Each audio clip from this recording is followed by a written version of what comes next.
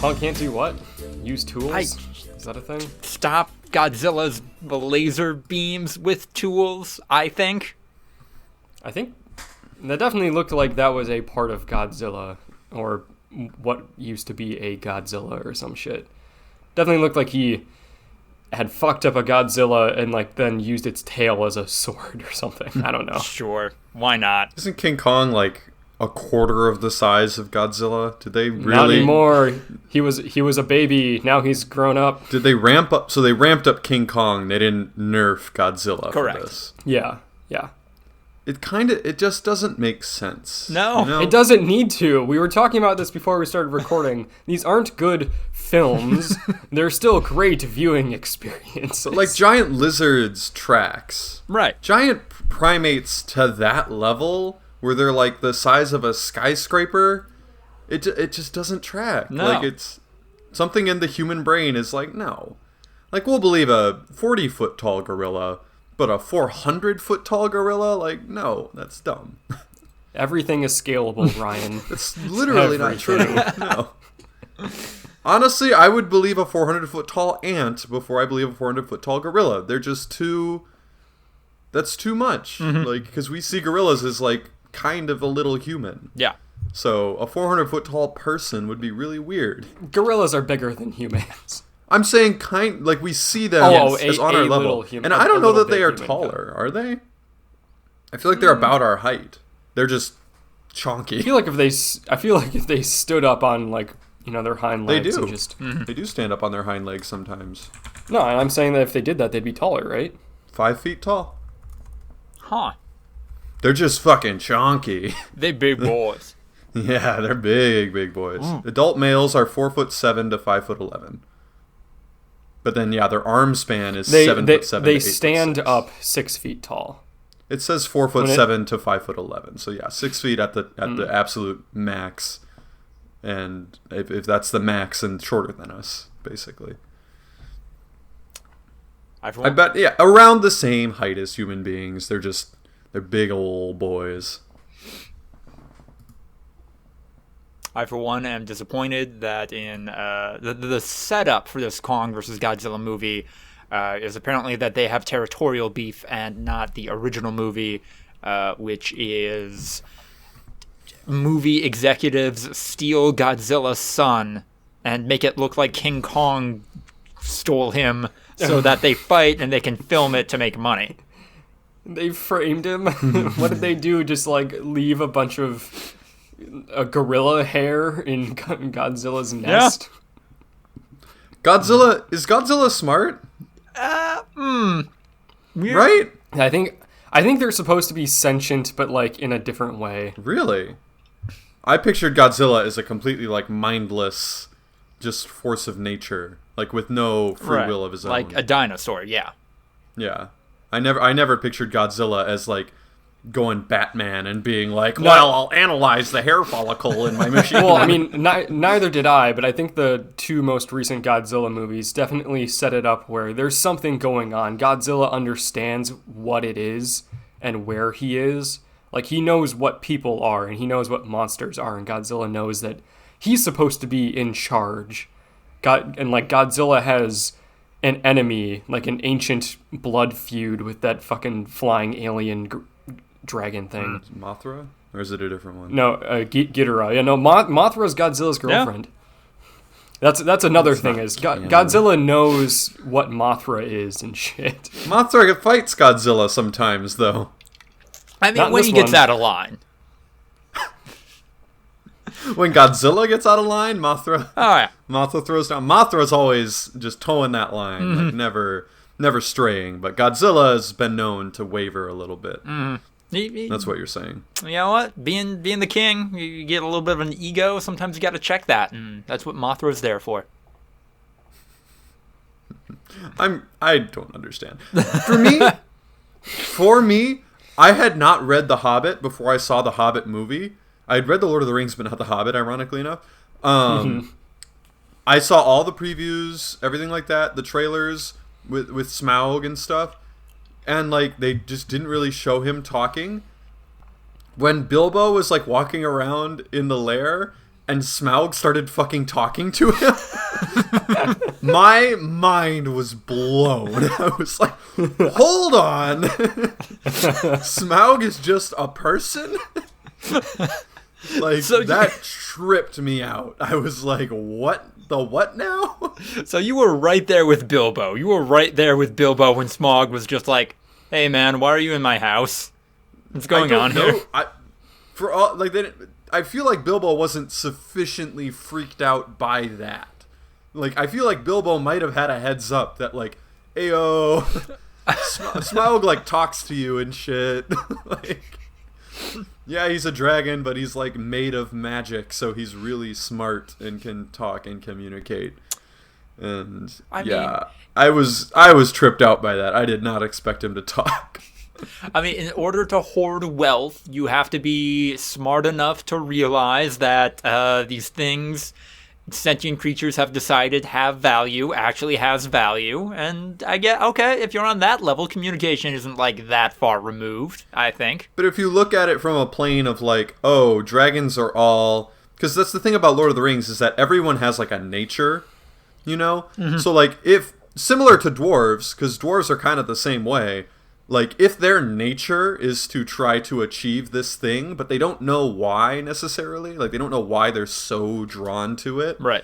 Like, then, yeah, it's not quite intelligence in the same way. Like, raccoons love shiny things, you know? Like, they love to hoard shiny things, because they're just like, ooh, shiny. And, like, they don't think, oh, this Mountain Dew can is gold. Like, they're more just like, I like that thing. I don't know why, but I do. And then they take it.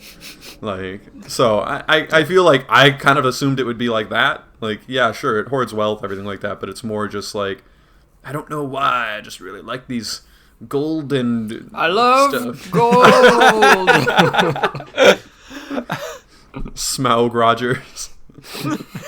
Oh, God, that's a title contender right there. That is a title contender on episode 128 of the Voluntary Viewing Podcast. I absolutely misspelled smog, but I'll fix it in post. On the podcast today, we have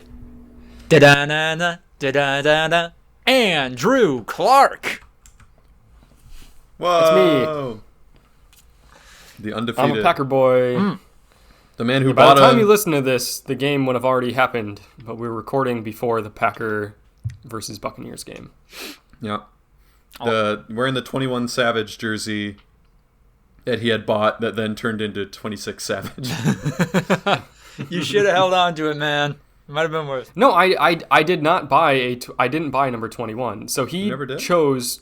No, so when he got drafted, he chose number 26 because number 21 was like some other guy that was on the practice squad, so the number wasn't available. And then that guy got cut, and he said, I'm changing my number to 21. And then they said, no, you can't do that. Like, you can do that next year, but like, we already sold all these jerseys. So he's like, all right, I'm back to 26, but next year I'm going to be 21. So I just kept my number 26 jersey, but then he just never changed it to 21. Because he made like the all-rookie team, and he's like, I'm not going to change my number now. I'm too significant for that. Also on the podcast today, we have Ryan Holtz.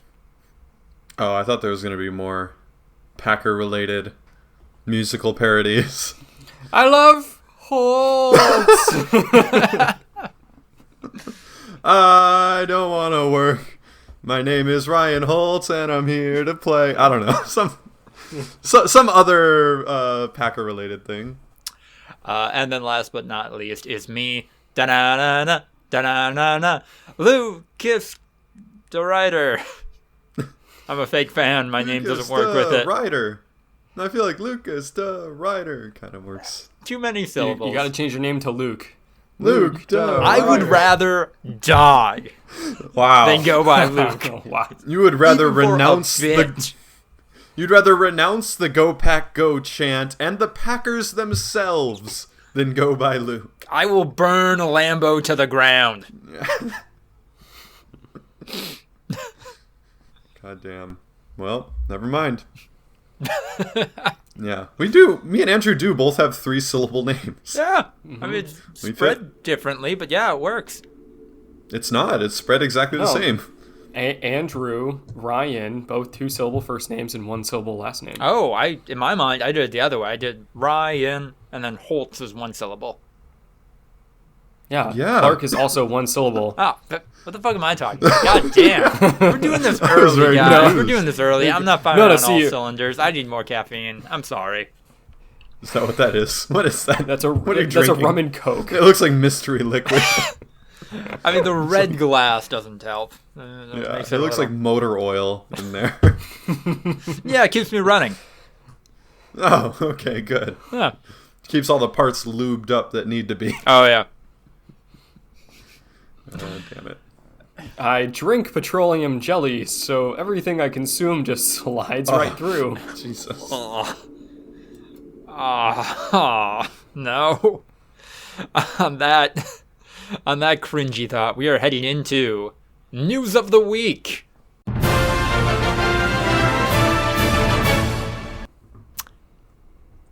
I guess we're simping the vampire ladies in Resident Evil 8. That is a thing. This almost belonged in the meme corner. Right? I feel like the use of the royal we here is kind of... It's a lot. It's a lot. Apparently, we all have no choice but to simp the vampire ladies in Resident Evil 8. I mean... It's one of those things that's funny. I think that there are people that do actually really, really like that this lady is big and just fucking love that. And I think there are people that are just like, this is a funny meme. I will be a part of this. I mean, the fact from that demo that when she shows up to kill that character at the end, it's literally just the TikTok meme of chokes the camera, then lifts it up. Yeah. No, don't choke me with your huge hands. That would be so bad. It's the Sasuke meme. This is going to awaken something. This is going to awaken something in so many people. And you know what? Not even just the big lady. All the vampire ladies in that game. If it were me, if a vampire lady just materialized out of a swarm of locusts and gleefully asked if she could slit my jugular, I'd be like, shit, maybe. No. Lucas, you would not last long in a vampire apocalypse. In this vampire apocalypse, no. If the vampires were hot, probably not. Lucas, it'd be like a siren song. Me and Andrew are like, holy shit, get down, holy fuck, there's a vampire. And Lucas is just sprinting towards them. And we're like, oh no, they're using their hypnosis powers on him. Nope! just into it. I just want to get in there.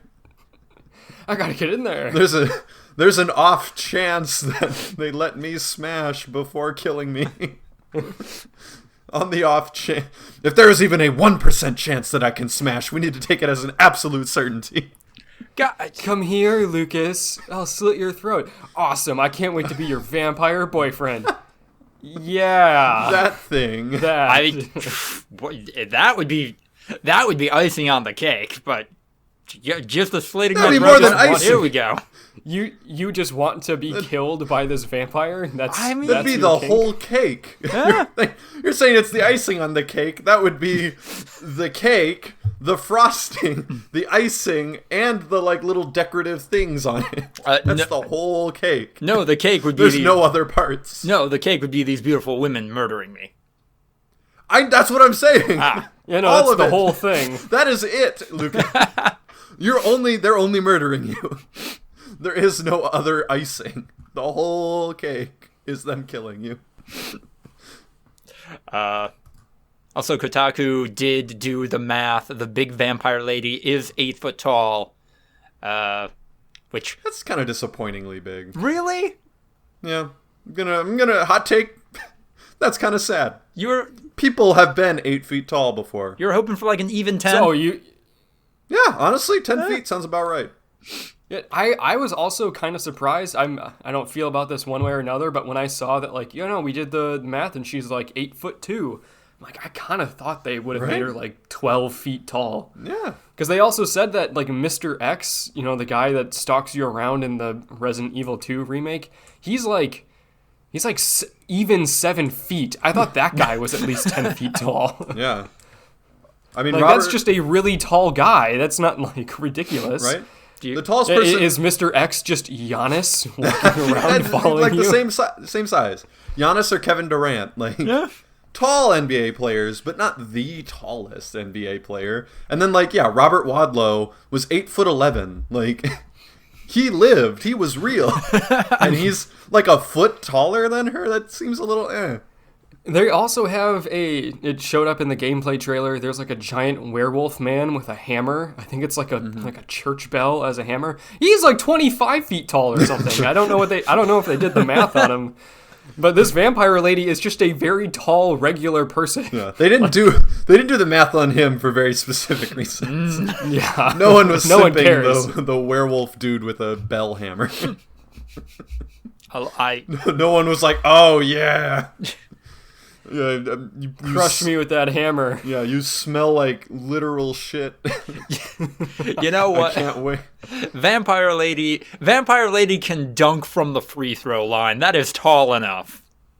We don't know that. She might Yeah. have no hops, homie. White vampires like can't jump. She's wearing like a dress and a corset and shit. I don't think she's that mobile. I think she can ball. Yeah, that corset has crushed her internal organs. She is no longer able to function. She doesn't fully. have internal organs. She's Vampires have organs. Hold on. She is the shape of a human made out of like 1,000 flies or something. Are organs different in vampires? Sure. They have organs. I'm sure of it. Hot take. Vampires have organs. Do they need organs though? Like their hearts don't beat. They're dead. Do they need organs? Are You scoop vampires them all out? dead, though?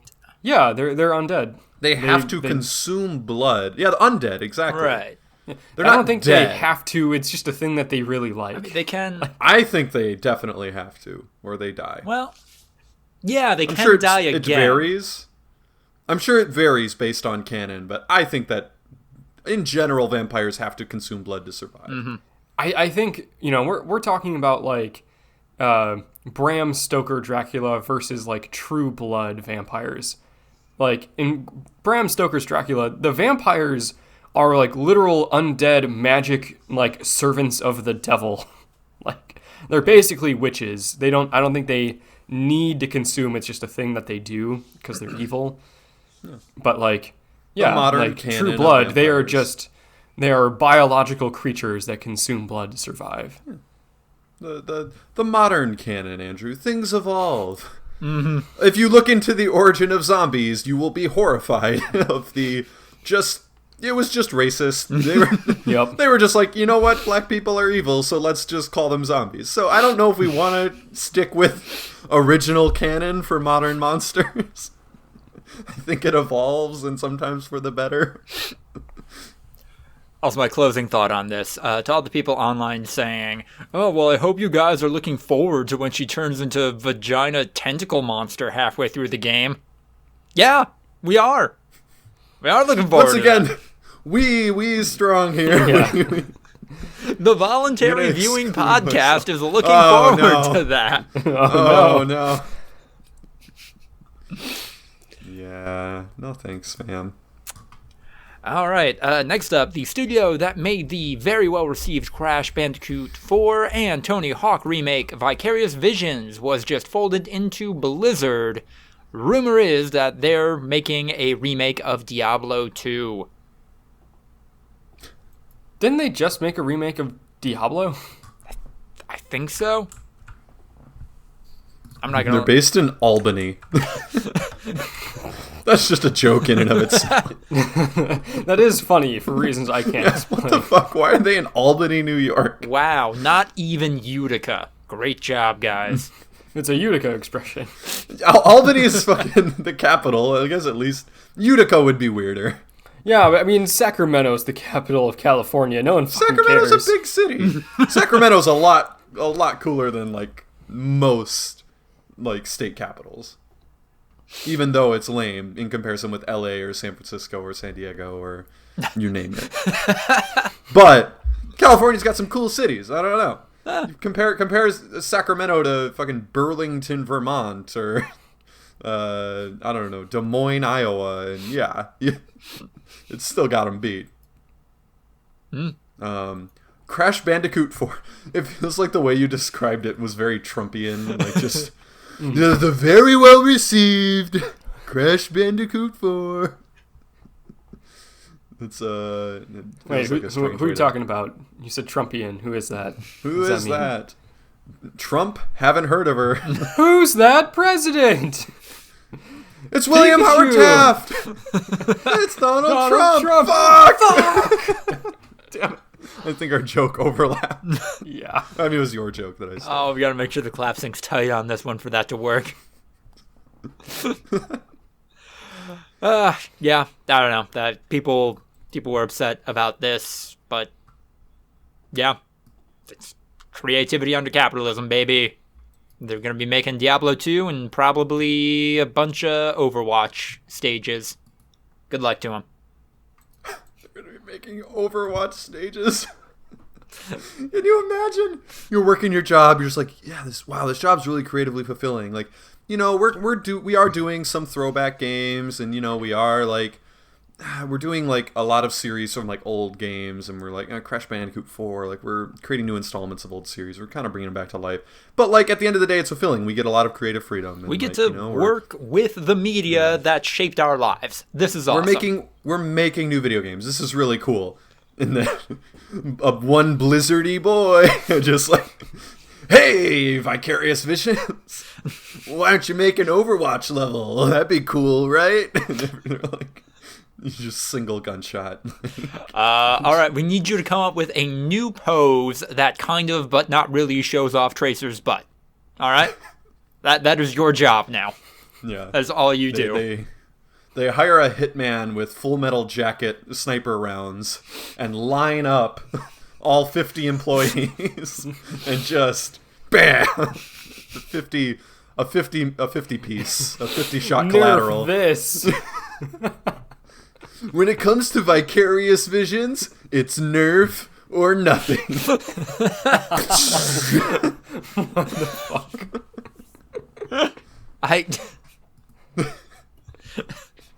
There is definitely an assassin out there who, as a child, picked up a Nerf gun one day and just kind of decided, yeah, I'm about this. This is my deal now. I mean, you say assassin, but you just mean soldier, right? Like, yes. Yeah. You just mean a person in the military that was like, yeah. All right, if we're being real, it's like Border Patrol agent or ICE or, yeah. Or small town cop. Small town cop and military member definitely go hand in hand. Yeah. But yeah, no, I fucking love Nerf. I had Nerf parties as a kid. It was great. Fuck yeah. Yeah. I knew it was for fun. It was an excuse to run around and pretend for a while and be a kid. And jump out of the way of foam darts and then shoot, like, nail your friend in the eyeball with a whistly boy. Yeah. Have a friend jump off a retaining wall and just fucking eat shit like in front of everyone. He was getting chased and he was like, shortcut time, jumped off a retaining wall, and like where his foot did not land flat, his foot landed toe first. So he just hit it and just like immediately scorpioned and his legs went over his head. Jesus. Is he okay? I think he stopped playing. I don't think he had to go to the hospital or anything. I don't think he broke or sprained anything. But it was like a wake-up call of like, I was a little too into that just then. I'm 13, but I'm going to be taking a break right now. I think I need to take a moment to center myself. You know what? That does seem like a good reevaluate my priorities moment. Good for them. Yeah. And then last in video games, Microsoft was going to double the cost of Xbox Live Gold, and then didn't after people predictably got pissed. Psych. Yeah. So I didn't know that they walked it back, but I did see that, I'm like, oh, Xbox, they increased the price. Like that's, people aren't going to be happy about that. And then I saw they just straight up fucking doubled it. Yeah. Is that your first price increase to literally change it from $60 a year to $120? They're trying to... That's it insane. seemed like their whole strategy was, to get the Game Pass bundle. Yeah, no, make it absolutely. Because it was what? It would have been like $2 a month extra to just get Game Pass. So they wanted consumers to be like, well, there's no reason not to get Game Pass now. So... It's a weird way to do it, but that's what they did. Yeah. The excuse is, and I'm speaking from my perspective, I play a lot of video games. I don't play enough video games for Game Pass to be worth it for me. That's fair. Yeah. It's my hot take. We messed up today, and you were right to let us know. Jesus Christ. They got bitch slapped. Yeah. They got hit hard. I mean, because like these people just dropped $500 on the new console, and then they're like, yeah, by the way, if you want to play it, you have to pay over another $100 every single year. Yeah. It's like, what the fuck? And they also changed it so that free-to-play games would not cost anything, right? Like that was the other thing, because people were like, I play mostly free-to-play games. You're telling me I'm gonna have to pay $120 a year to play games that are free? And then on PC and stuff, there's no subscription fee at all to play. Yeah. Also, the doubling wasn't from 10 to 20 a year. This was going to be $120. Yeah. $60 extra. Right. It would be one thing if they said it's going to be $80 a year now. That would still be a large percentage increase. That would, that's a third. Yeah. More. Yeah, and people would be mad, but they wouldn't. people would be like, man, this is a bad value. I don't know why I'm doing this. 120 is a lot of fucking money. Yeah. Especially because they did it 2 or 3 months after the launch. It's such a shady. Yeah. They knew if they tried to do this before launch that they would just get stomped by the PlayStation. Well, and so then they tried to do it after people had already bought the console and had no recompense. There's no way that they could do anything. Yeah, because what are you going to do? You can't now take your Xbox back and get your $500 a month after you bought it. But it's the same thing they fucking did with the Halo. That was so scummy. And I don't really get into the whole console wars thing, but what Xbox did where they said, new Halo coming out, it's going to launch with the with the new Xbox. Pre-order now, and then as soon as pre-orders were done, they're like, never mind, this isn't coming out for another year. And they clearly had no intention of ever releasing that game on that date. That wasn't oh man, we are now realizing we're not going to get it ready. This was clearly a game that was going to take another almost 2 years to finish, and they just told everyone it was going to be out in 6 months and just lied, so that people would then pre-order their Xbox before they had any chance to take it back. Are there preliminary results, preliminary sales figures, to see who's quote-unquote winning so far this generation? PS5. I don't think they've released actual numbers. I do remember I saw something where PlayStation said that they did better than expected, and Xbox said we didn't do it quite as well as we thought we would. Ooh. Yeah, wasn't it something like the PlayStation 5 is the best-selling release console in history, or... I have no idea, because they haven't released any actual numbers as far as I'm aware, unless I just missed it. We'll start seeing them at some point, but yeah, I mean, the 360 ostensibly won that generation, and then the PS4 ostensibly, just absolutely destroyed the Xbox One because of the problematic lead up, let's just call it. And then, I don't know. It feels like, in my own personal bubble, it's definitely been, when people are memeing and talking about wanting to get the new consoles or simping for their girlfriends so that they'll buy them the new console. No one ever says simping for my girlfriend so she gets me the Xbox Series X. They're no, simping for my girlfriend so they get me the PS5. Yeah. So I don't know. Culturally, it feels like PlayStation 5 might have won already, but we'll see about those sales figures. We shall. Moving on to TV, didn't put this in the doc, but Larry King passed away at the age of 87. Yeah. He's one of those people that you always got kind of shocked he was still alive. Right. He wasn't like a spry 87. No. He was like he was an old man on TV 10 years ago. Exactly. Old man on TV 20 years ago. He's one of those people who aged in the way where he looked old early, so he just kind of looked the same for a while. Yeah. And it was always kind of like, wow, that is amazing that he's still alive. But so, in a weird coincidence, Jade has been like going through Disney Plus. We have Disney Plus because my family members have it. And she found a cartoon that she really liked when she was younger called Gravity Falls. That was on Disney. And she started watching it. She said, Andrew, you'd like it. This is like pretty good for a cartoon. And I watched it. I'm like, yeah, I do like this. This is really funny. And so we watched one episode, and then we watched the next episode. And the second episode was like they find an old wax museum in their uncle's house. And he's like, I got everybody. I got Sherlock Holmes. I got Abraham Lincoln. And then he has Larry King. He's like, I got some sort of goblin man. And this was like 4 hours after we found out Larry King died. Jesus. That was a sign. Yeah. There was a lot of parodies. I think South Park, our Family Guy, one of those cartoons, whenever he would show up, like they'd really exaggerate how old he looked and everything like that. And then the wax figures come to life and they have to fight him, and he's like, I decapitated Larry King today.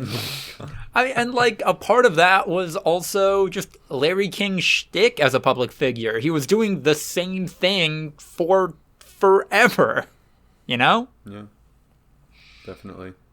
Also, I mean, just because we don't want to bring it down twice, but Hank Aaron died, and he's just he's a legend. And he was another one where, like, growing up, you hear about Hank Aaron, but he wasn't a very, like, upfront public figure at that point in his life. And so it was kind of like you just assume he's dead, and then you Google him, and you're just like, whoa, no, he's still around. Like, crazy. I mean, one of the greatest baseball players to ever play the game. And what was he, an all-star like 20 fucking years in a row? Like 55 to 75? He had a 20-year stretch where he was basically always like the best baseball player. Not necessarily the best. Like, I think he was the best for like 10 years in the middle there, like during his prime. But yeah, for like 20 years he was basically like a very, very far above average baseball player who was never necessarily like the best. I don't think he ever hit over, was it 40 or 50 home runs in a season? I don't remember, but he just always had over 30 like every single year, and that adds up to where you get to 755. And he hit far and away the majority of his home runs in Milwaukee, and he hit his last ever home run as a Brewer. So a legendary figure and very important for civil rights and everything. It's the whole the joke, or not the joke, but the statement of like Jackie Robinson walked so people like Hank Aaron could run, like, and then all the death threats that he got up until present day, right? Because he was breaking a white man's record. Definitely a fucking baller. Yeah, really cool guy, son of Milwaukee. And Milwaukee treated him shittily, so I mean, yeah. But he considered himself to be a Milwaukeean, so you can say that without any irony. But yeah, it definitely should be qualified that like he would try to live in like Milwaukee white suburbs, and they would reject him because like, oh, I love watching him play baseball, but I don't want to live next to him, like, which is very lasts until the modern day with people like Colin Kaepernick. I love to watch him run around with a football, but I can't stand him speaking his mind. Don't he dare fucking open his mouth. Yeah. Right. Yeah. LeBron James, I love to watch entertain me. I love to watch LeBron James fly through the air and dunk a basketball, but oh man, if he says anything about social justice, I just wanna That's still lasts. It's still around. Ugh. But rip Hank Aaron, man. Yeah. You were a real one. On a lighter note, moving into film, Zack Snyder says his cut of Justice League will be 4 hours long, which is to say that it will be bad. You can't confirm that. Not until you watch it. We are absolutely watching it. Hold on. Yeah. Right. We're watching this movie. We have to. I'm not going to like it. I'm going to fucking hate this. You don't have an HBO Max account. That's right. You had to do a... My parents just switched their television provider, and as part of it, they got 3 months of HBO Max for free. Oh. When does it come out? I don't know. I was going to say, because we got to do the screener or whatever we did for Scooby-Doo, which was also on HBO Max. Oh my god. Yeah, I am down for making this a bad movie night. March. Absolutely. Okay. All right, so I think we're good. Mm-hmm. Yep. I'll be in the bubble.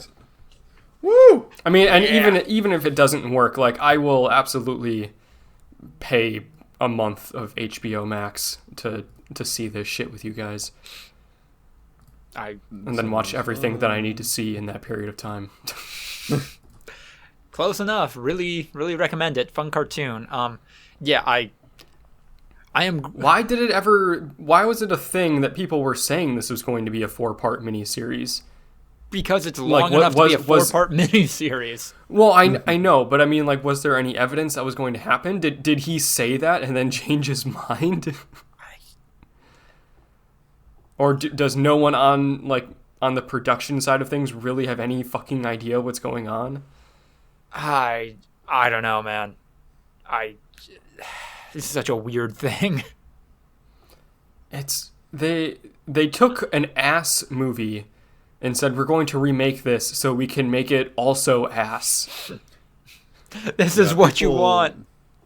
This is exactly what people want. That's the problem. You guys are trashing it. People really think this is going to be like the saving grace of the DC universe. Jesus Christ. People are fucking delusional. They are, though.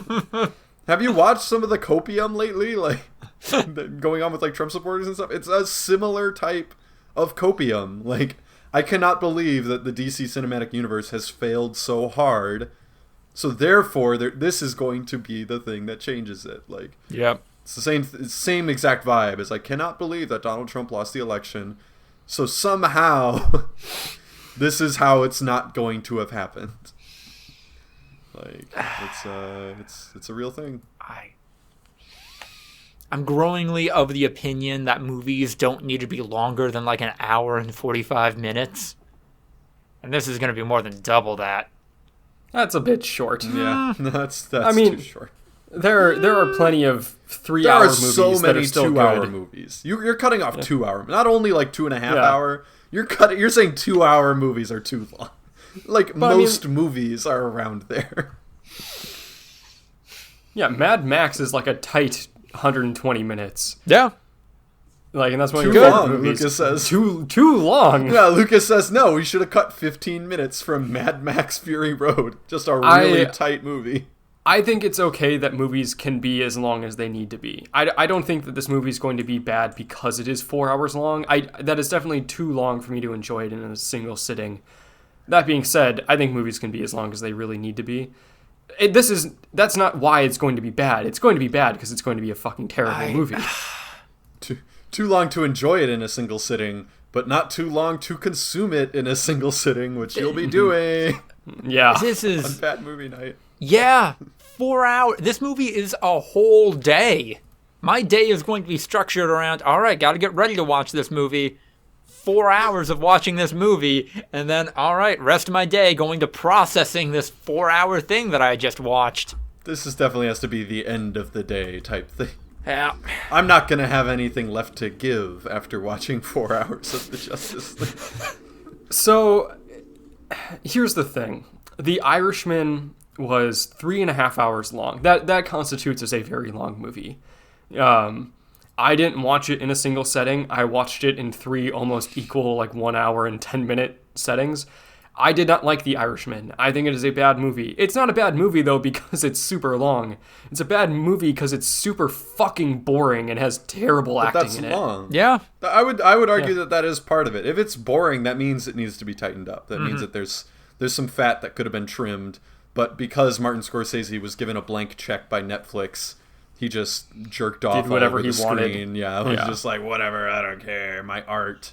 And also, and no movie exec was like, dude, the scene where the character stares in the mirror for 5 minutes, we can cut that. Like, that's the issue there. But yeah, like Back to the Future, literally just an airtight script. Yep. Like there's nothing.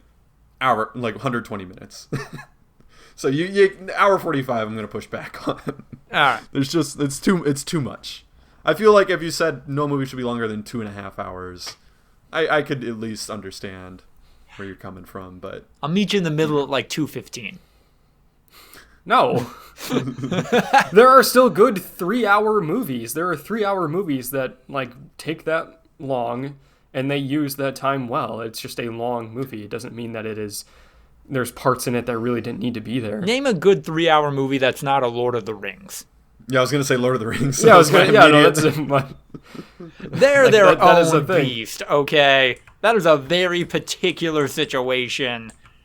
And that made a lot of people think they can get away with a 3-hour movie. They can't. Gone with the Wind, Godfather Part 2. Yeah. Okay, This Godfather Part 2 is good. Fine. Okay. Fair. Don't at me. Yeah, That's what? a good movie. Fair. The Deer Hunter, Gandhi. I'm going to show how much of a JFK. fucking idiot I am. Avengers Endgame is over 3 hours long. Malcolm X, Schindler's List. Wow, Schindler's List is over 3 hours long. That's really? a tight 3 hours. Uh, That doesn't feel like it. Titanic. I mean, some people don't like Titanic. I don't care for Titanic. I'm sorry. Lord of the Rings movies. Wolf of Wall Street. Wow. good Really? Yeah. Huh. There's some gems in there. Okay. I was going Not to say all Lord of the Blade Runner Rings. 2049, but that's 2 hours and 45 minutes. Yeah, and just to make And Lucas Lucas mad. would say like, yeah, I was just gonna say that to make Lucas mad. Oh, you're proving my point. Thank you. it's over 2 hours and 15, which is Lucas's cutoff. Lucas watches 2 hours and 15 minutes of a movie and just turns it off. If you can't tell your story in 2 hours and 15 minutes, Lucas doesn't want a part of it. Lucas does a review of a movie. He's just like, yeah, no, like this was okay, but it never had a conclusion. Like, Yeah. oh, you didn't really think it was solid enough. He's like, no, I just didn't finish it. Yeah. It didn't wrap it up. I had a stopwatch in my hand. All I'm saying, this piece of media doesn't respect a viewer's time. Totally acceptable criticism when it comes to video games. Why not movies? I Is think it it can acceptable apply. when it comes to No, video it's games? not. Yeah? There are tons of games that are just super don't long and necessarily also agree. very good. Yeah. I don't necessarily agree that, like, this video game doesn't respect my time. It's like, it's a video game. What are you talking about? You're playing it. Yeah, you decided to do this. No one's forcing you at gunpoint to play this video game that you apparently don't enjoy. Yeah. Like, yeah, if you I hate hated it this so game. much. I hated this game so much that I played it for 75 hours. Yeah, exactly. There's a subreddit for like bad Steam reviews, and it's people giving bad reviews on Steam, and when people give reviews on Steam, it says how many hours they have playing it. And just the like utter like people just destroying a game, and then it's like 1,700 hours on record, and it's like, Jesus Christ. What's the really... How? I think the really famous one is like Fallout 76, where somebody gave it a thumbs down or whatever the negative Steam review is, but they had played 200 hours, and the only comment is, I don't know what I'm doing with my life.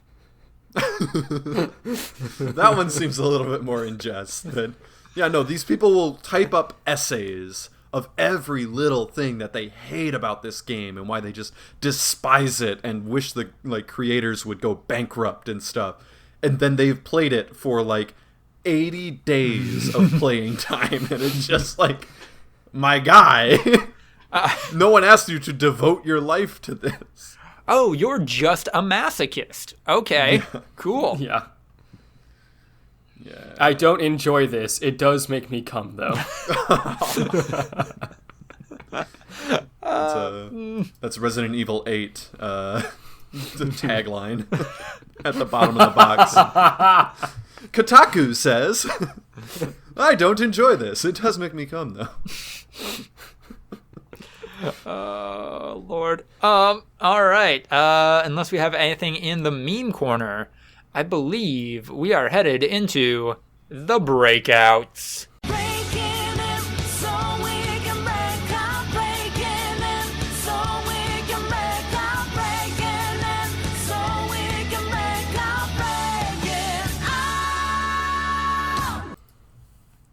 Andrew, I mean, I know blockchain has always been weird. Is it weird in a new way now?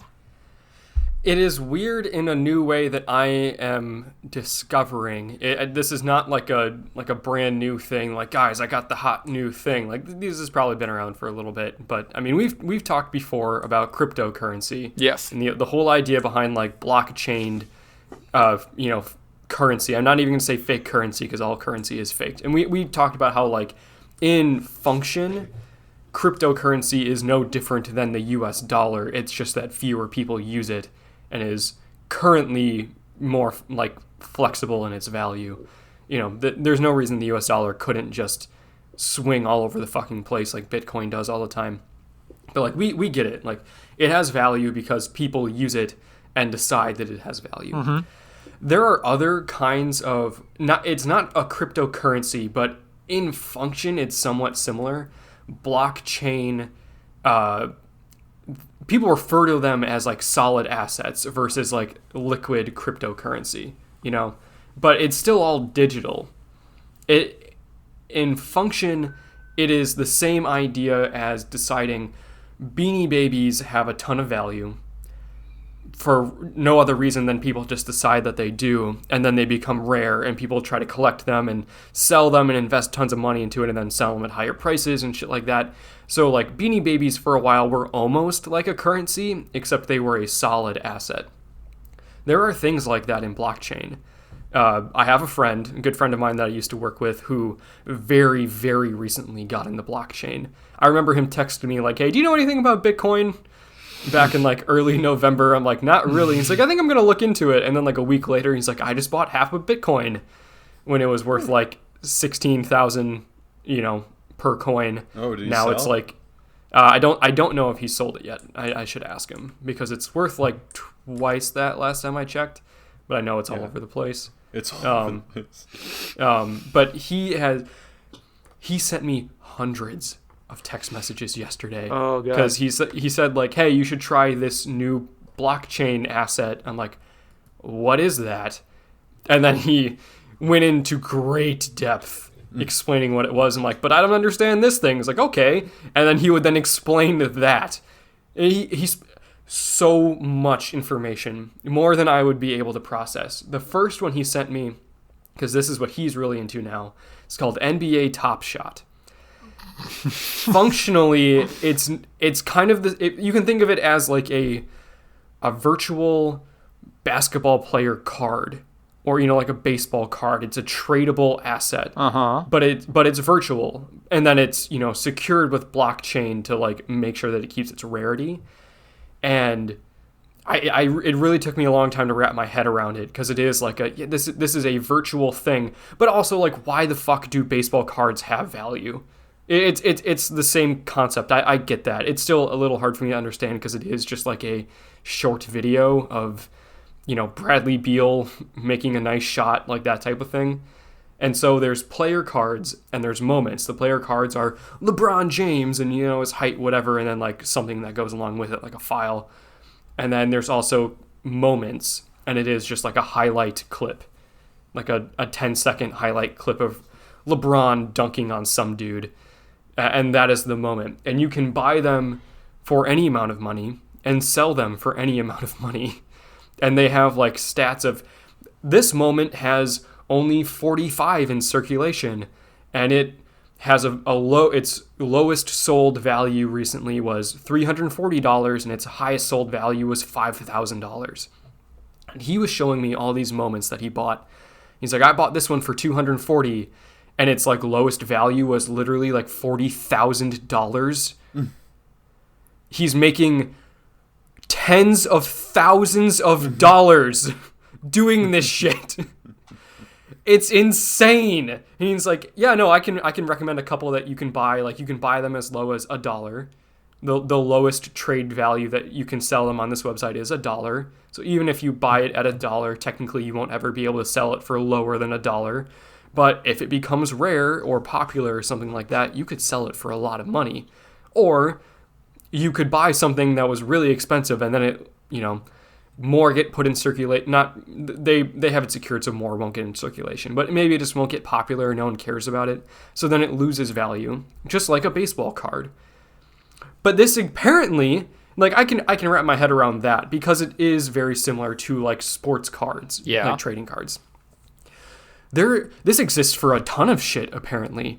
He sent me one of, like, digital Dr. Seuss assets that, like, he's like, this one's coming out. It's not even out yet, but I know a blockchain guy. He has a blockchain guy who, he's like, this is about to go live. It's going to be the next big thing. And it's all fucking Dr. Seuss shit.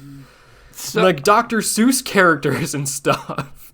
And it's the same idea that you then like buy it and sell it for tons of money for no reason. Like, this is so weird. I'm starting to finally understand it. But that's weird, right? Is it? It isn't. It isn't. It's because the only reason that it's weird is because our association with digital things is that they're easily replicable. Mm-hmm. They're easily like shareable. Everything like that. But blockchain makes it so that doesn't happen. If you remove all of those preconceptions, it makes 100% sense. It's just a digital collectible. It's a digital physical media. So yeah. But even like if you look, even if these weren't digital, even if this wasn't blockchain, in the same way that like we always talk about, like why the fuck do people pay that much money for Beanie Babies? It's that exact same thing. Yeah. Why are baseball cards worth so much? And it's just because we decide that they are. It's so weird. Humanity is so... I don't get it. I might try this. If I can buy a couple of these things for literally $1, I'm not going to go in and like put $500 down on a popular card. I'll take maybe like 30 or 40 bucks and invest in a couple that are a buck or two. Just kind of see what happens because it's interesting. But it's weird. It is weird. It is weird that people are putting this much value on JPEG files and GIF files. But no, it's no weirder than any of the other made-up shit we have going on with finance. Ryan, I don't know if you heard about this, but GameStop stock has soared because a bunch of Redditors just kind of decided to fuck around with it. Yeah, and that was another thing that this same guy, who is now, I guess, my blockchain guy, who 2 months ago didn't know how Bitcoin worked and is now just an aficionado, apparently. He's like, yeah, also, like, I got into that whole, like, Reddit short of the GameStop stop because we wanted to fuck over the Wall Street guys. He made a bunch of money off of that. I mean, that's like a pump and dump. I'd be careful about that. Yeah. That's where the SEC is going to come in. Well, they actually did fucking shit up. They did suspend trading on the GameStop stock because, yeah. Mm-hmm. That was when like crypto was really hitting its peak. What, 3 years ago now? Yeah. Like that was a really, really common thing. Is like pump and dump Ethereum, pump and dump this, like. Mm-hmm. I have a large following on social media. I'm going to tell all my followers to just spam buy this random cryptocurrency so then investors I can sell it. Yeah. Well, no, so that investors will like get in on it and start thinking, "Oh my god, it's exploding. Buy." And then we sell when it hits its peak, me and my followers, which is just a pump and dump scheme, just straight out of like old Wall Street before they started putting regulations on that thing. And like what they did with GameStop sounds exactly like a pump and dump scheme, which it sounds like the guy that who shall remain nameless, may or may not have gotten caught up in. Andrew, do me a solid. Text this guy and tell him that if he can get Raymond in Animal Crossing, he can make a killing off that shit. Yeah. Goddamn. No, I mean, this blockchain type stuff has been around for years now. It's definitely coming to the forefront, and people are getting more and more creative with it. I think it's a great idea. I think NBA Top Shot sounds like a really good like company idea. Mm-hmm. We could do it. And a way to take like sports trading cards into the 21st century. So because it is that whole thing of like because they regulate scarcity, it is functionally no different than if it was physical And people might say, yeah, but I can find this highlight on YouTube. I mean, yeah, you can also find a picture of LeBron James on YouTube. You can find a picture of his, trading card. You can find a picture of the card on YouTube. Yeah, or on Google Images. But that rookie card might still be worth however many thousands of dollars. Yeah. You can find a picture of the most valuable baseball card ever made, the what's it called, the Honus Wagner cigarette card that when he heard that like the cigarette company was selling his card, he got really fucking pissed off because he was like super anti-smoking even back in like the early 1900s. Mm-hmm. So he was like, stop, do not make my card anymore. So they only made like 10 of them. And now they're so utterly rare. They're worth like millions of dollars. So yeah, you can find a picture of that baseball card. Is that picture worth millions of dollars? Absolutely not. So that's the whole thing. It was a thing that clicked in my brain. I was sitting in the car while Jade had run in to get something from a store, and he was texting me, and I thought, but why? This is all digital. And then it just clicked. I'm like, oh my fucking God. It's the same. Yeah. It was sold for the most recent. It's the T206 Honus Wagner card. The most recent sale was in 2016. Oh, wait, no. There was one sold in October for $3.25 million. Fuck off. God. For a baseball card from, I think, was it 1906? The T206 Honus Wagner. It's rather famous for that exact reason. Andrew, is it bad of me that while you were describing this setup, where my mind kind of wandered to was, boy, if somebody does exactly this, but with anime girls, that's going to do so well, it's going to be a problem. I wouldn't be surprised if that's a thing that already exists. And if it's not, you have the network to make it happen, Lucas. That's kind of sad. Shit, I didn't realize this. What? I was in New York at the New York Public Library, and they have an authentic T206 Honus Wagner in their collection. Shit. Damn it. I wish I would have been able... I should have asked around. Although it was like kind of closed. It was like half closed library. Also, MoMA in New York has one. The Metropolitan Museum of Art. But yeah, then the other ones are in circulation still. Mm-hmm. Ryan, do you have any breakouts, or can I get into my Demon Soul shit?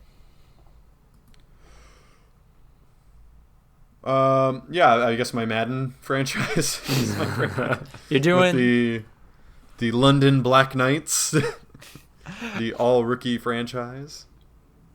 That's what I'm playing with. It's fun. Hell yeah. How's that going so far? My first game was in San Francisco, which, imagine that flight for my London-based team, going all the way to San Francisco in order to play a football game. And we just fucking dominated them, like absolutely destroyed them. I'm playing on all Madden, and I had to check after the game to make sure it was all Madden because it was super easy. We won 34-3.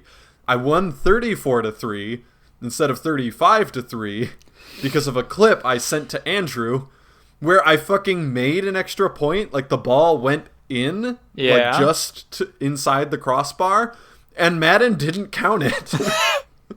Madden pretended I missed, and I was just like, I had to go back to the instant replay because I was like, I'm pretty sure I made that. And then I went on the instant replay, and it just obviously, like, if you go to the top-down view, the ball goes inside of the upright, and Madden was just like, lol, so fam, that don't count.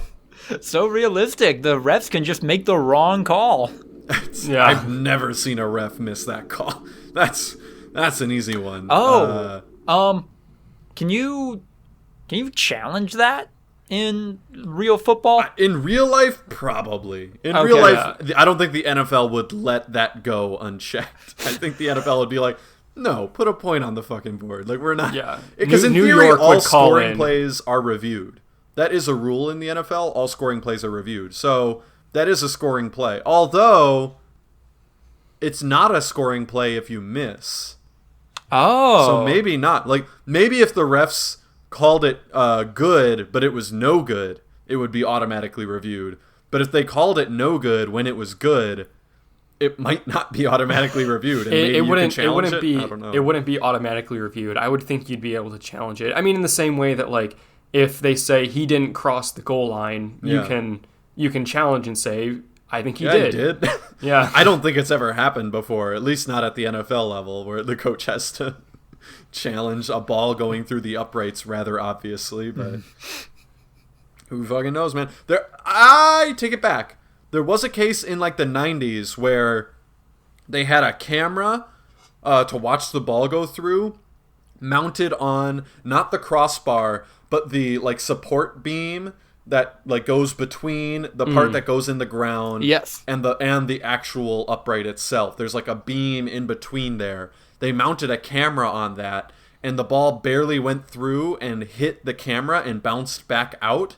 And I think the officials, because the camera was so close, the officials thought that it hit the crossbar, and they reviewed it and overturned it. So I take it back. I think it's happened. But not like an obvious, the ball just went through the upright. Like, it was more, and then they stopped mounting cameras on that for obvious reasons. But yeah, like, that is the one case I can remember.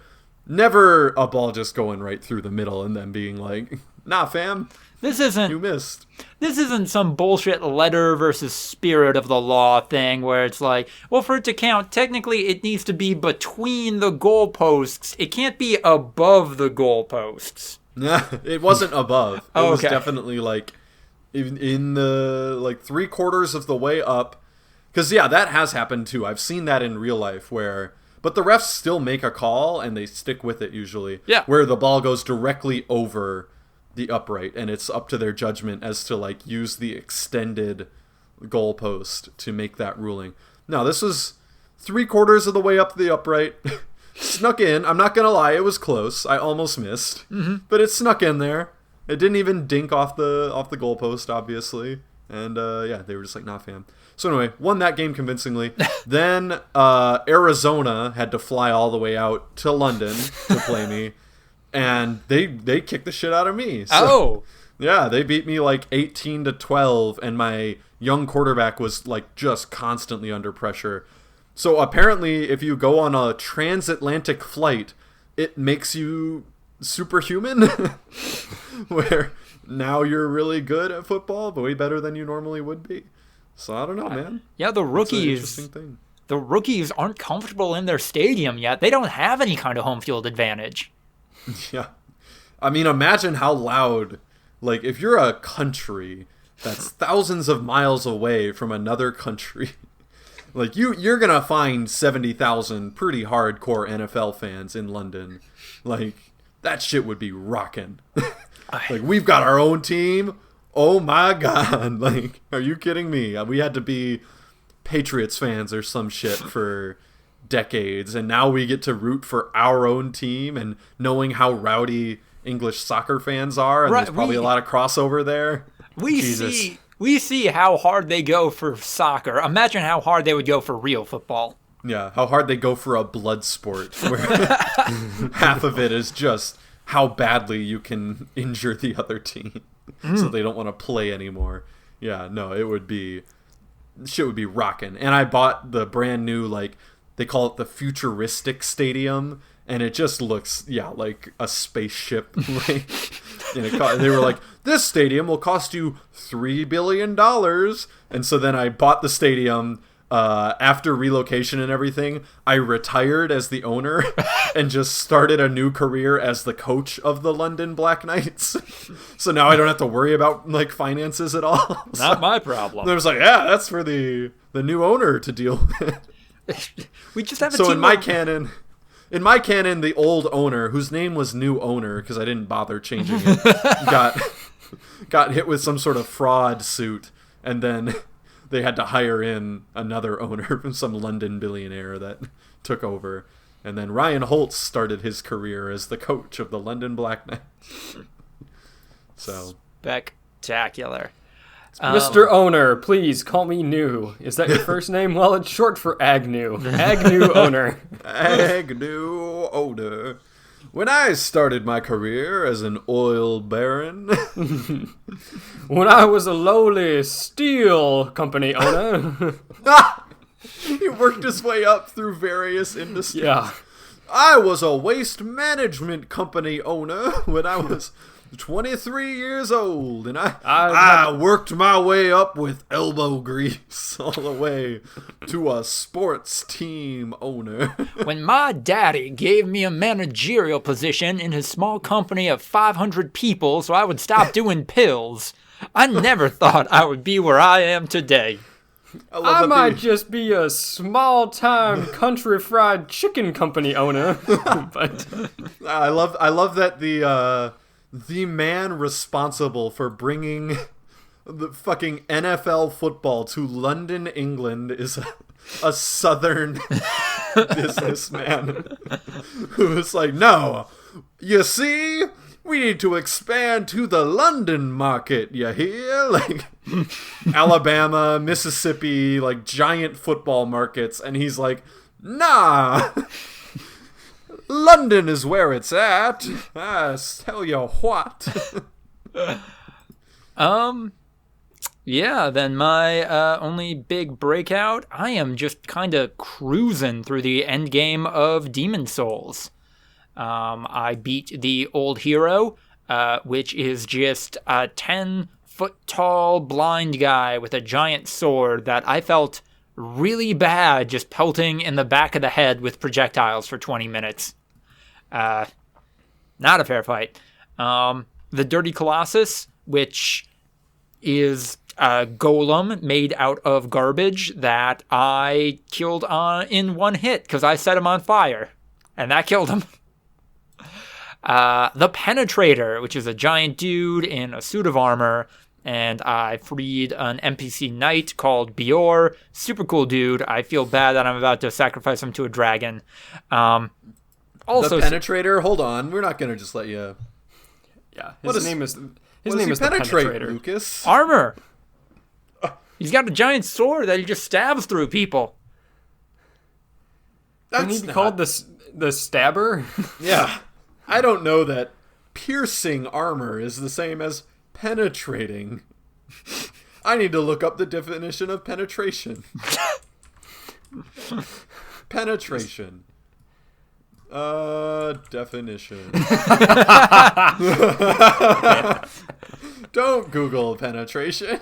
Okay. Kids. Bookmarking this for later. The action or process of making a way through or into something. Yeah. I don't think that's what, piercing or stabbing is. I think we're getting the semantics. It's the same thing. I kind of don't think so. I feel like penetration involves going through an opening of some sort. There is no opening in just plate armor that you're piercing through. You're creating your own opening. I think that's the difference between piercing and penetration. The Penetrator finds the kinks in your armor. Yeah. The Penetrator scouts out the weak points. And then, eases his blade into them slowly. Ugh. So that he can better take advantage of the weak points. Ugh. I also beat the old monk, which that is the interesting boss fight where instead of fighting an AI thing, the game summons another person playing the game into your game, and then you have to beat another player, which I failed to do like 3 times, but then I got lucky and it summoned somebody who was just under-leveled compared to me, so I kicked their ass, and cheap win. I beat the Storm King. Hold on. Oh. I have something to say. Okay. You once again kind of went Trumpian with like your, this is an interesting boss fight where, I don't know, you're using all these objective terms, and I'm like, fair enough. Wow. Anyway, all right. It would have been better if I would have interrupted faster. I got to change up my speaking mannerisms. I'm putting some stuff out there I don't care for. Beat the Storm King, which is just a giant fucking manta ray in the sky that shoots daggers made out of clouds at you. And how you win that fight is you pick up... You're just saying words. These are just words. Daggers made out of clouds. What? Yeah. Like crystal daggers. It is kind of Mad Libs, right? We need a noun. Dagger. A plural noun. Daggers. We need another noun. Clouds. Now we need a character's name. Penetrator. You know what? I'll admit, Demon Souls, kind of a weird, kinky game. Demon Souls is a weird, kinky game. Put that on the box. Yeah. This is also a really cool boss fight. You pick up a special sword in the area. You did it again. Well, this is also a boss fight. You pick up a sword in the area. What do you want me to say? What is an acceptable way for me to express my enjoyment in this? Know. No. I'm not allowed to use adjectives. It's just I'm nitpicking. So it for me invokes like kind of a Donald Trump like you ascribing value by calling it like interesting or cool. Versus like explaining why it's interesting and cool, and then saying I thought that was really cool or something. I don't know. I don't know how to properly explain I need to change my paragraph structure. Is what we're getting at. No. It's the way that you assign inherent value in your head to something, and then describe it in a way that makes us think that it is not the adjective that you use to describe it. So it's the same thing that you did with Chainsaw Man, where you would say, like, this is really good, this is really cool, this is a great thing, and then you explain what it is, and I go, it's none of the things you said it was, though. Because you might say, oh, this is a great boss fight. You hit a garbage man with a flaming sword and he just dies. Like, you get what we're saying there? I don't think so. That sounded very mean. The way right? You said it. I'm not trying. I know it sounds mean. I'm not trying to make it mean. I know it sounds mean, but hey, Lucas, I'm not trying to shit on everything you care about. Full stop. Well, hey, your values. So bad. Here's what I'm going to say. This is a very non-mean thing I'm going to say, and then say something very mean. That's true. That's actually true. Yeah, Andrew. Actually, that's a better way to explain it. Mm-hmm. Lucas, no, like so. The way I'm explaining it is not mean at all. The things you like are not cool. We hate them. That's pretty accurate, honestly. Yeah, I think you summed it up in a pretty good way there. And it's almost like if you flipped them. Whereas, like, if Andrew said, like, no, Lucas, those things are not cool and lame. Not trying to be mean. Then it's actually a little bit more acceptable. I don't know. That is a decent way to explain it. I like it. We got there. After probably making Lucas feel bad, eventually we got there. Yeah. No, okay. Demon Souls sounds like a thing that you would like and a thing that I wouldn't like. It's not that I think and that a thing it's that bad. A lot of people like. Yeah, Demon Souls exactly. has a huge following, so it's not. I'm not saying that these things are objectively bad. Yeah. I think it's a little funny that you are describing these things that you like, and then I go, I don't really think I would like that though. It's nothing personal. Is it me? No, it's the kids who are wrong. Yeah. And then where were you? Sorry. And then the last boss I killed in Demon Souls. This is like the order I'm doing it. The third to last boss in the game. Maiden Estrella. You don't actually fight her. You mostly just fight her bodyguard. But then you are doing this in just the filthiest area I have ever seen in a video game. It is gross, and they lean into it. What? Yeah. The way you describe. Have you ever seen the anime meme, or the? It's actually a hentai meme, where like same difference. Well, yeah. I kind of want to find it because it's so good. The biggest. Fuck. Let me see. Yeah. I got it. Sorry. Hentai artist. Alright, I'm gonna draw a super cute girl. Me. Hell yeah. Hentai artist with big old titties and cute eyes and great skin and a little blush and some pouty lips. Me. Oh, fuck yes. Hentai artist. Getting fucked and going all ahagao. Me. Yes, please. Hentai artist. By the ugliest? Me. No. Hentai artist. Smelliest? No. Fattest son of a...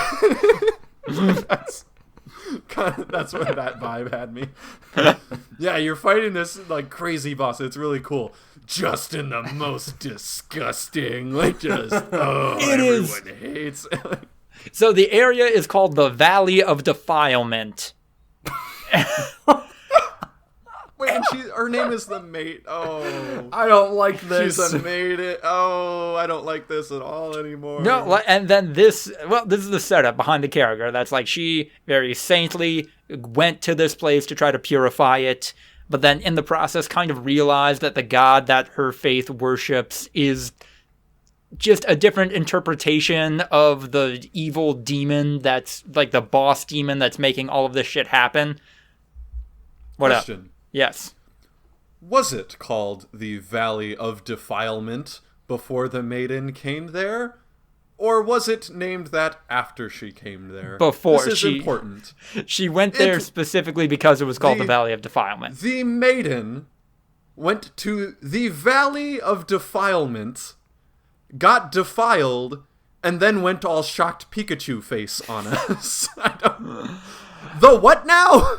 Defiling literally means that. Like, she was a maiden. Why did she do this?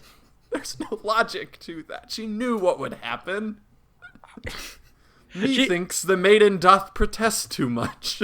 She thought she could fix it, but no. A maiden thought she could fix the Valley of Defilement. Do you see why? I mean, defiling literally means it's something that happens to maidens specifically. Look, She could have sent anyone who was pure and nice. It didn't have to be a literal maiden. Of course it was gonna happen. Look, I don't want to slut shame or anything, but she was probably fucking her bodyguard before she got there anyway. So she wasn't a maiden? Is it a misnomer or no? I must know. I think it's a misnomer. I have never been more interested in Demon Souls lore. I think it's a misnomer. If a maiden went to this creepy, terrible valley that didn't really have a name, got defiled, so they called it the Valley of Defilement, perfect. Tracks. No. I get that lore. If a maiden haphazardly decided to venture to the Valley of Defilement, I don't know what she was expecting. How about that? Damn, victim shaming. No! Like, of course, this is video game lore, so it's a little different than real life victim shaming. But come on, man. Like, you weren't going to be able to fix it. No. You were specifically not going to be able to fix it because it specifically applied to you.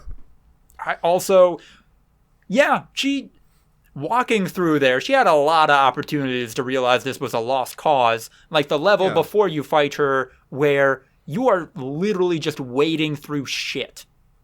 If a pro athlete was about to sign a $40 million a year contract and just be set for life and everything was great, and then they ventured to broken spine to the point where you'll be paralyzed valley, I'm not saying we should blame the athlete, but, like, come on, man. Like, it's not victim blaming when it's just so specifically tailored to something bad happening to this person where they just should have seen it coming. Like, all right, so we really like the stats you put up with your other team.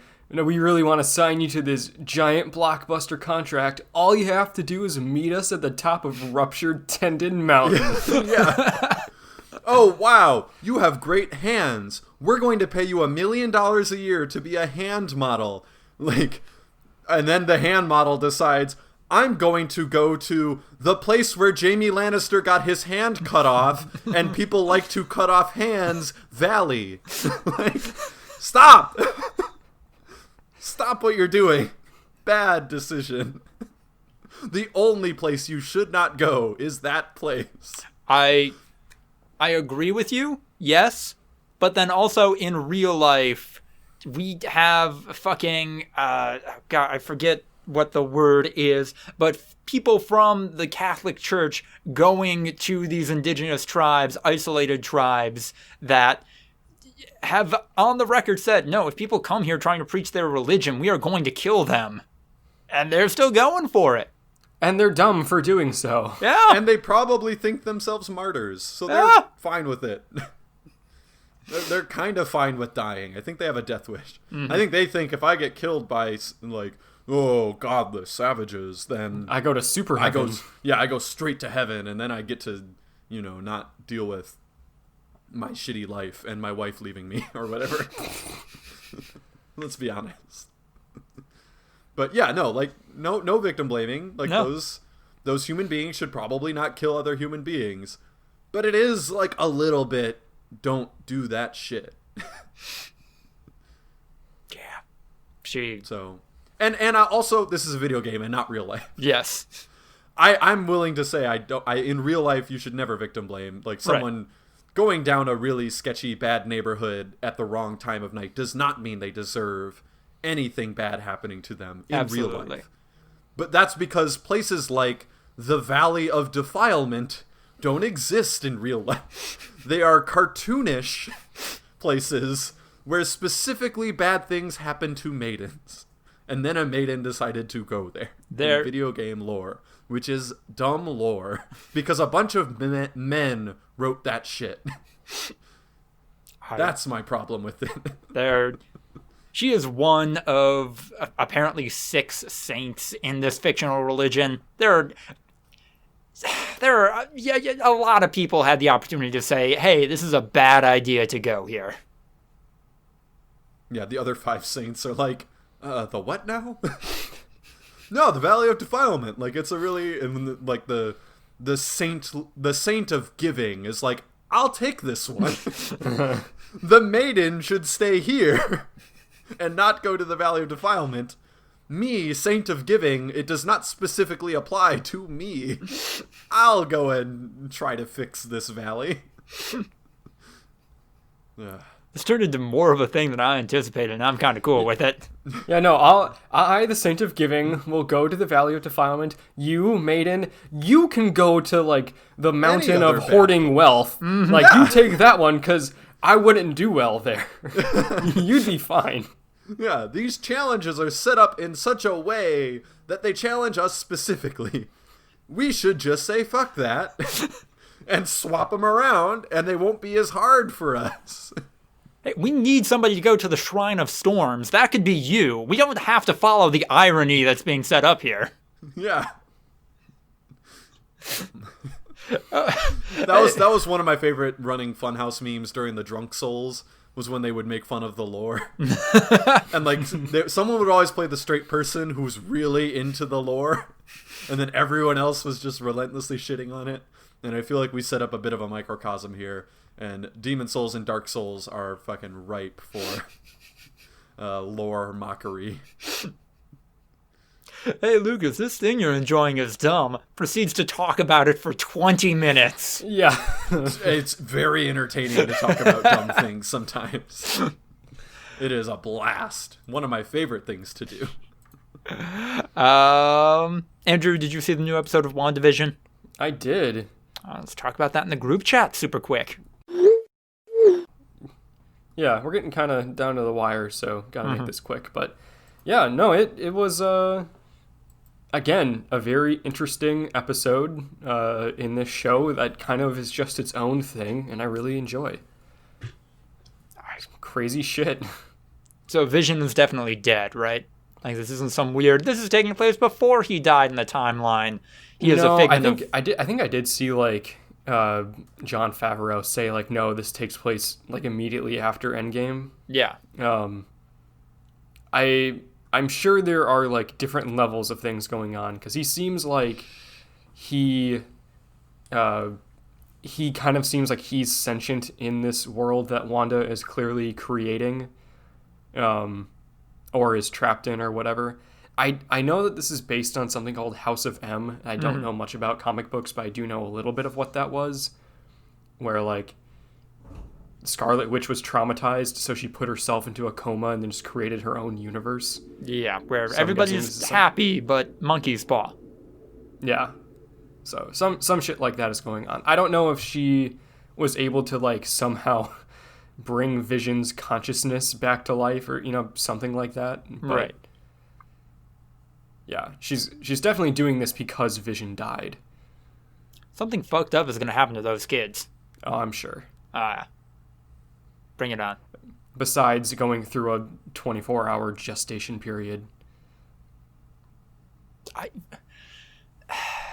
So this is her fantasy world, is like the suffering that is childbirth, that she could have just magicked kids into existence, is what I'm saying. But she basically did.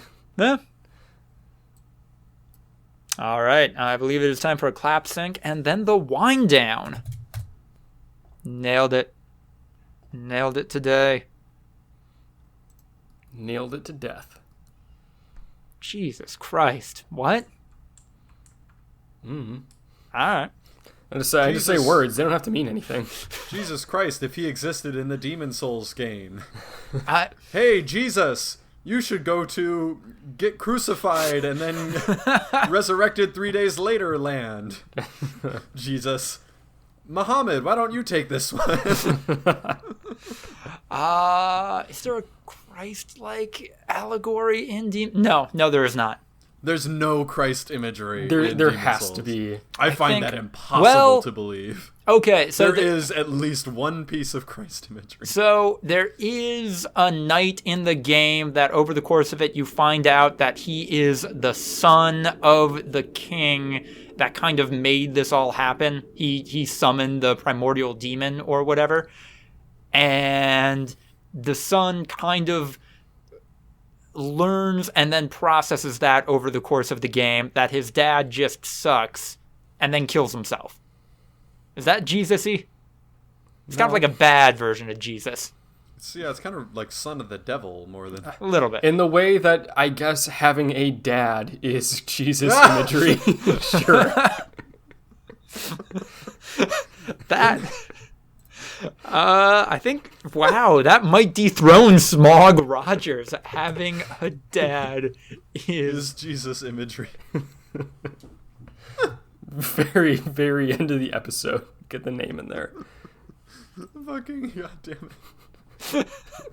In the movie The Rookie, Kevin Costner has a father. This is, of course, a reference to the struggles of Christ.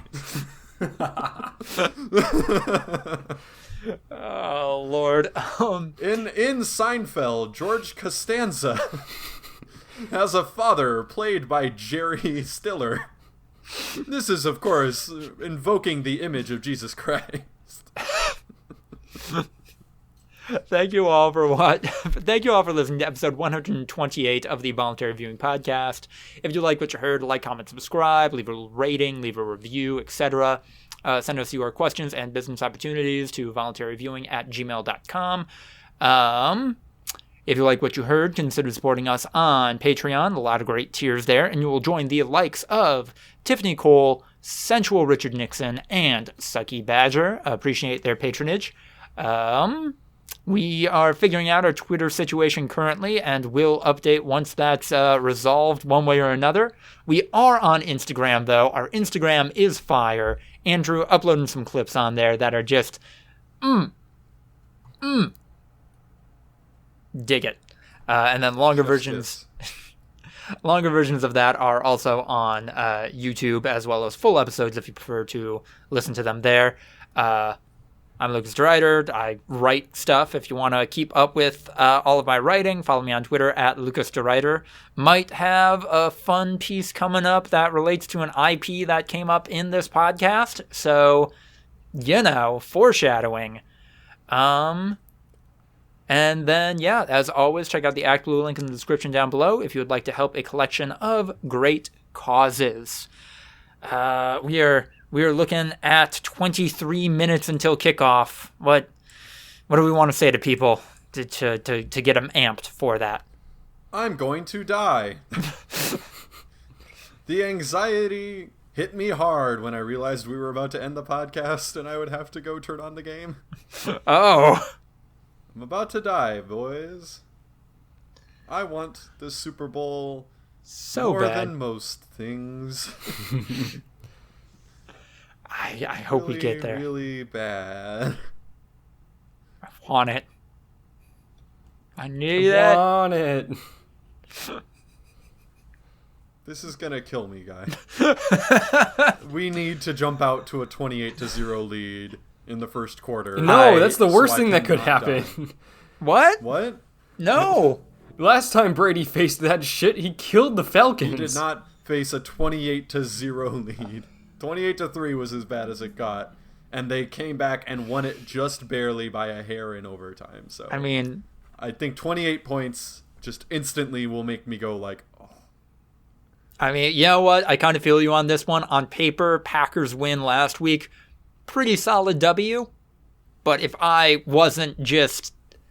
We are definitely going to lose this anytime the Packers were only up by a score. And that's going to be that times 10 for this game. Fuck. All right, we'll see how it goes. Catch us tomorrow in the quarantine cast, where we'll be either just ecstatic or dead inside. No middle ground.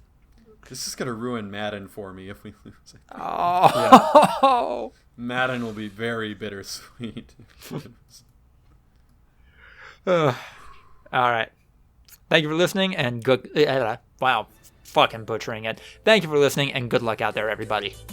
Bye.